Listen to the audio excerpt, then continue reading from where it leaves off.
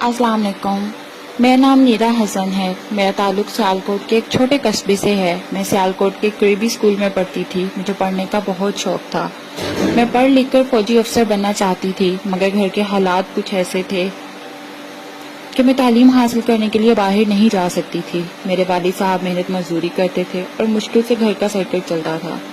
میرا فوجی افسر بننے کا جوش و جذبہ دیکھ کر میرے والد صاحب نے میٹرک کے بعد میرا داخلہ فضائیہ ڈگری کالج گجرانوالہ میں کروایا۔ جب مجھے معلوم ہوا کہ میرا داخلہ فضائیہ کالج میں ہو گیا ہے، جہاں جا کر مجھے اپنے خواب کو حقیقت میں بدلنے کا موقع ملے گا، میری خوشی کی انتہا نہ تھی۔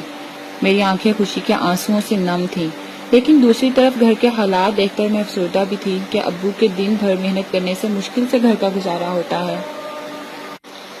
امی ابو نے مجھے تسلی دی کہ جس ذات نے ہمیں پیدا کیا ہے وہ ذات اپنی مخلوق پر ظلم نہیں کرتی۔ اس نے پیدا کیا ہے تو رزق بھی دے گا۔ تم جاؤ، خوب محنت کرو، اللہ تمہاری مدد کرے گا اور تمہیں تمہارے مقصد میں کامیاب کرے گا۔ ڈٹ جانا اور فوجی افسر بن کے اپنے ملک اور اپنے والدین کا نام روشن کرنا۔ اگلے دن ہی مجھے اپنی منزل کی جانب روانہ ہونا تھا۔ گھر والوں کو الوداع کہہ کر میں اگلے دن ہی سفر کے لیے روانہ ہو گئی۔ میں بہت خوش تھی۔ دن گزرتے پتہ ہی نہیں چلا اور میری 2 سالہ تعلیم یہاں مکمل ہو گئی۔ انٹرمیڈیٹ کے بعد میں نے لاہور فورسز اکیڈمی میں داخلہ لے لیا اور یہاں میں فوجی افسر بننے کی تربیت لے رہی تھی۔ کچھ ہی دنوں بعد میں نے لیڈی کیڈٹ 21 بطور کیپٹن کے ابتدائی ٹیسٹ میں کامیاب ہو گئی۔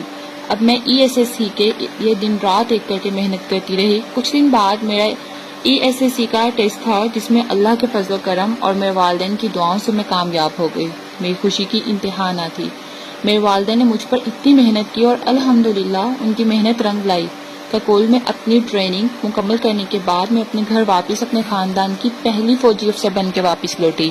میرے والدین نے میرا پھولوں سے استقبال کیا۔ اب میں ایک عام لڑکی سے کیپٹن نیرا حسن بن گئی۔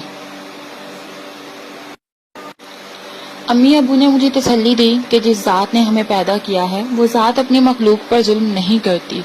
اس نے پیدا کیا ہے تو رزق بھی دے گا۔ تم جاؤ، خوب محنت کرو، اللہ تمہاری مدد کرے گا اور تمہیں تمہارے مقصد میں کامیاب کرے گا۔ ڈٹ جانا اور فوجی افسر بن کے اپنے ملک اور اپنے والدین کا نام روشن کرنا۔ اگلے دن ہی مجھے اپنی منزل کی جانب روانہ ہونا تھا۔ گھر والوں کو الوداع کہہ کر میں اگلے دن ہی سفر کے لیے روانہ ہو گئی۔ میں بہت خوش تھی۔ دن گزرتے پتہ ہی نہیں چلا اور میری 2 سالہ تعلیم یہاں مکمل ہو گئی۔ انٹرمیڈیٹ کے بعد میں نے لاہور فورسز اکیڈمی میں داخلہ لے لیا اور یہاں میں فوجی افسر بننے کی تربیت لے رہی تھی۔ کچھ ہی دنوں بعد میں نے لیڈی کیڈٹ 21 بطور کیپٹن کے ابتدائی ٹیسٹ میں کامیاب ہو گئی۔